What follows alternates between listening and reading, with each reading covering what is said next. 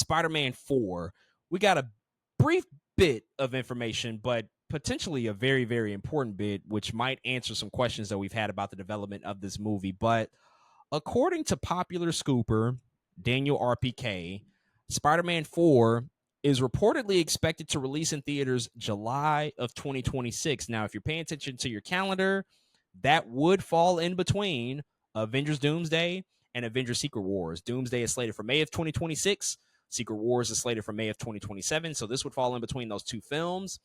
The film is slated to also begin filming next year, which would obviously make a lot of sense to film it about a year out before it releases in theaters. But he also said that it will likely be a multiverse story, as it will be released between those two Avengers movies. Now, if you remember, a couple of months ago, we had a conversation about some of the back and forth that apparently we started to hear about between Marvel Studios and Sony about the direction of Spider-Man 4.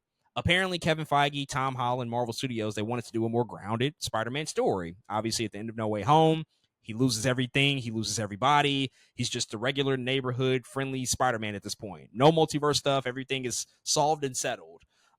However, the box office said, wait a second now, this multiverse shit is kind of working.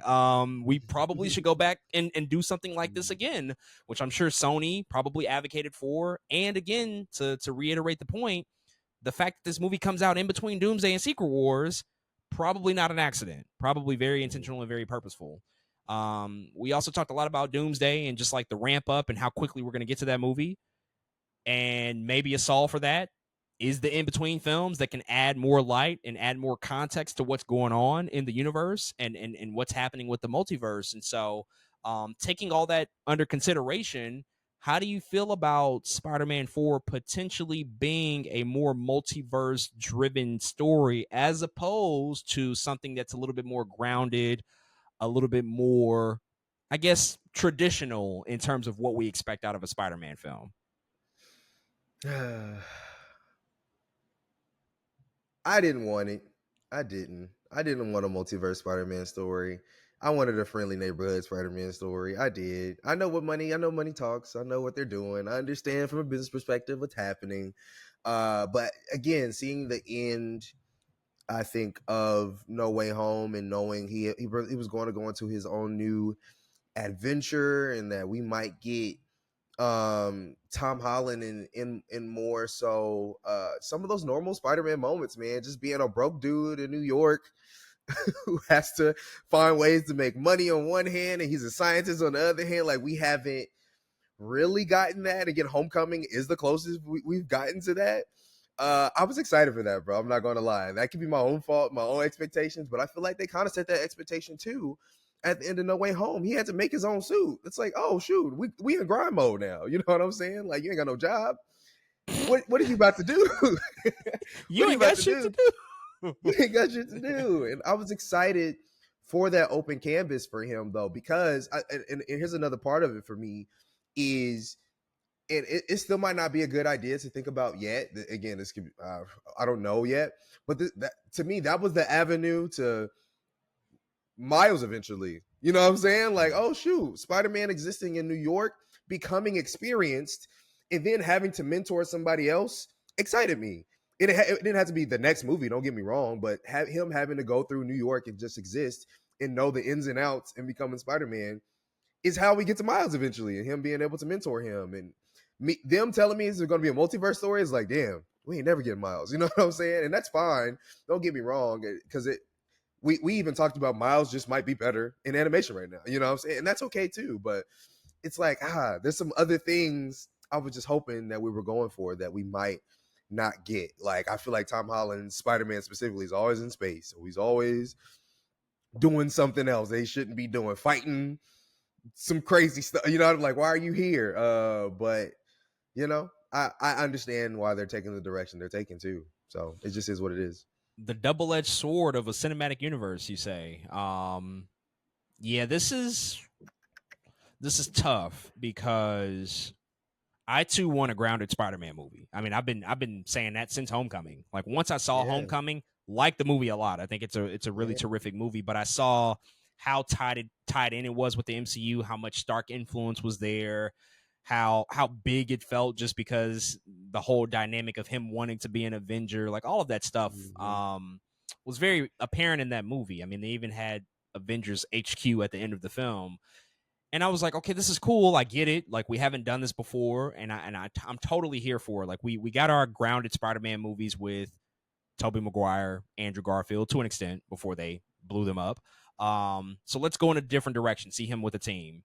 And now that we've done all of that, we had a trilogy of movies that basically taught us and showed us how Spider-Man really becomes Spider-Man, grows and Mhm. becomes into his own. I'm like, all right, well, now we get back to the fundamentals. We get back to the basics of what we know the character to be. I wanted that, no doubt about it. Now, once they decided to go ahead and pay Robert Downey Jr. $100 million for Avengers Doomsday and Avengers Secret Wars, and we look at our clocks and we're like, we're less than 2 years away from this stuff now, this big pivot. Yeah. And we talked about how do we get there and how does it make sense. Now it's like, all right, well, almost by necessity, you kind of have to have other films do the work that should have been done for the past like 3 or 4 years anyway.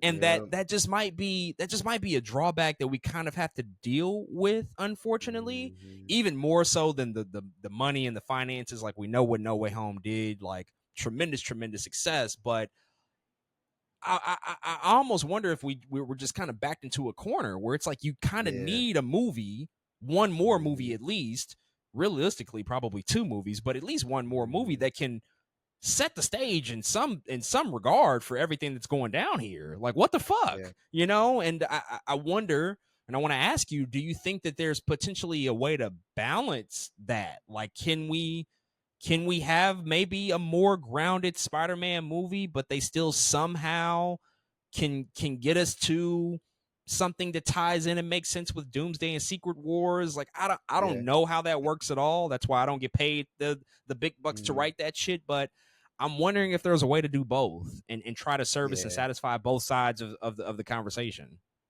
Yeah, I mean, I will say, No Way Home was pretty balanced. Right? Like he kind of stayed in his own world and reality. People just kind of pulling up on him, Yeah. and I think there are ways to maybe, like you said, have that balance per se. And I agree. Like we even talked about it, which is funny. I remember us talking about it when Doomsday was a thing. We were like, okay, but how are we gonna get there? We know Captain America is not necessarily going do all these multiversal things. Thunderbolt's not. Fantastic Four we talked about was probably going to do a lot of heavy lifting. But if that one more movie is in there, like y'all might have to do some stuff in that movie to make it make sense. I will also say New York is so important as a city in Secret Wars in general. Very important. Yes. Because Yes. Central Park is how they got to Battle World in the first part, in the Right. first place. Maybe that's one of the things that's in there. Like, hey guys, what the hell is going on in Central Park? Guess who has to go see?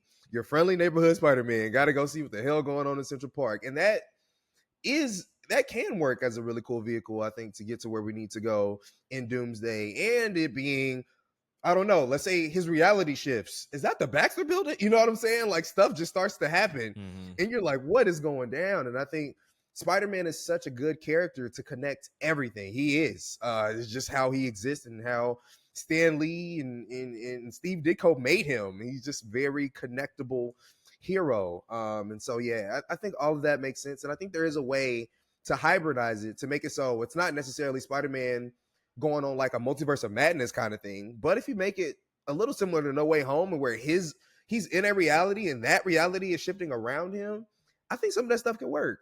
They just got to figure out how to do it. Yeah, maybe that's the way. Because yeah, I think that they know a good amount of the audience does want to see, something that feels a little bit more rooted in the Spider-Man character, the more traditional stuff. But Mhm. those other worldly multiversal elements, they've been taught to us and they have been ingrained in the character successfully in other mediums and in other films and all of that stuff. It's a fine line to walk, but there's also, I believe, a couple of other movies that are dated in between Doomsday and Secret Wars that have not been confirmed yet. Mhm. We don't know what those movies are. I think that there's at least two other dates.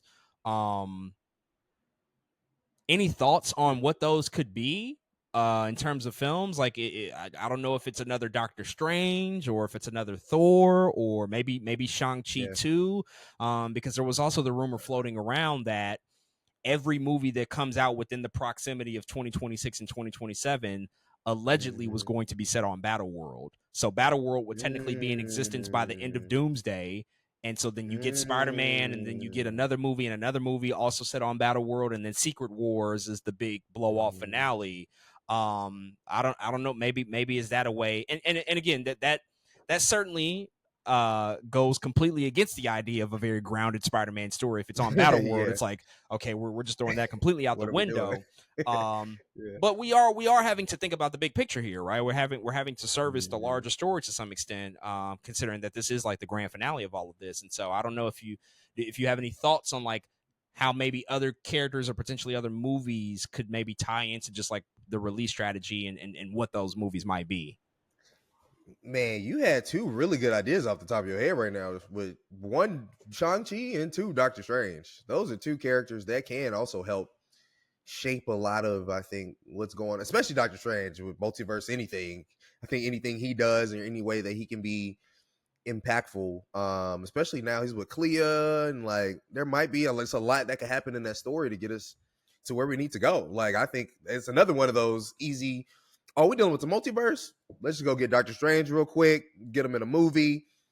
That that's an exposition in itself. I think Doctor Strange would be a smart character to play there. And I think my only question is: do we only throw sequels in there, or do we make? Is there one original thing? And I don't That's a know. good And question. and Yeah. like and it's hard to say anything original because, like you said, there is a drawback of us now having to flesh out this story hella fast. You know what I'm saying? We got 3 years to get to all this. So part of me is like, can we even do anything original at that point? Like, do we have time? Because if not, what you said to me, Doctor Strange and Shang-Chi make a ton of sense. Like, yeah, let's just do those two, play it safe. We know we can use those two characters to do what we got to do, and boom, boom, pow. But if not, I don't even know who original would make sense. You know what I'm saying? Like, it's just really hard to kind of wrap my head around. But I honestly, I like the two you came up with off the top of your head. Those are good picks to me. Yeah, it might be just too risky to try to do a new character introduction for a Mm-hmm. movie at that point. Like at the end of, I mean, they did it technically, I guess, with like Captain Marvel at the end of the Infinity Saga, but that was also still kind of somewhat different because we Yeah. we we we did get note of her at the end of Infinity War. Like I don't know. It's really tough, but it probably will be sequels in all likelihood, with characters that Mm-hmm. we already know who do have some sort of ties to the multiverse, and we can make it all make sense that way. Last question before we wrap up. Regardless of the direction of the movie, multiverse, grounded, whatever it might be for Spider-Man 4, if you had to pick a villain for the movie, who would you want to see Mm-hmm. Spider-Man go up against? And I guess it's important to reiterate what we talked about. I believe it was last week or a couple of weeks ago. Mm-hmm. Some villains, I guess, are blocked because of Sony, and their usage of them Oh in other movies. yeah. So I don't know if Craven is even a possibility, or at this point, or Rhino, or whatever it may be. But I don't know. Is there anybody in particular you want to see him go up against in this next film? Yeah, because you said if that is so crazy, It was that all those Craven, people Rhino, are and I blocked off. believe Chameleon is in the Craven movie. I Yeah, and, believe. and then I guess naturally Morbius too, right? Which is actually hella sad because Morbius was actually a cool Spider-Man villain before they butchered him, Could have been which dope. is like I can't believe they actually messed him up that bad. Um, wow, Slim that's a hard Pickens. one, bro. It is. Which is we It we should is. never be saying that for Spider-Man. It's so many villains you can choose, but it's really tough now, just considering like who we've seen. I mean, can't forget the fact that like we kind of I don't want to say it like this. We kind of blew our load with Green Goblin and Doc Ock We, because they but we because they did brought him though. they brought him back, and they brought back like the best We versions of the characters, did. so they're not going to do that automatically after what we just saw. So it does make it difficult. It's not the easiest thing to come up with. It does, and now we've already gotten enough venom for the world. You know what I'm So much saying? Venom. Yeah, We got yeah. so much venom. Kingpin would be cool, but now it's like Yeah. they talking about maybe. maybe they have to work together in the next Daredevil potentially, and I'm like, because we're gonna be getting a lot of him, and now we're just gonna look at. I don't know, bro. That's really hard. Actually, I feel like we can't touch Craven. Nope. Scorpion's a no, really. Chameleon is a no. Lizard, no. Rhino, no. Electro, no. Yeah, we've They're losing me. They're they losing me. yeah. You know what I'm saying? Tombstone. I don't know. Tombstone. Oh man, if we have to have Tombstone as the main villain, then yeah, it's Man, I unfortunately, the first Spider-Man or Miles Morales, the first Miles Morales game, it did Mr. Negative so good yeah, that that it's was like yeah, that's true. you can't.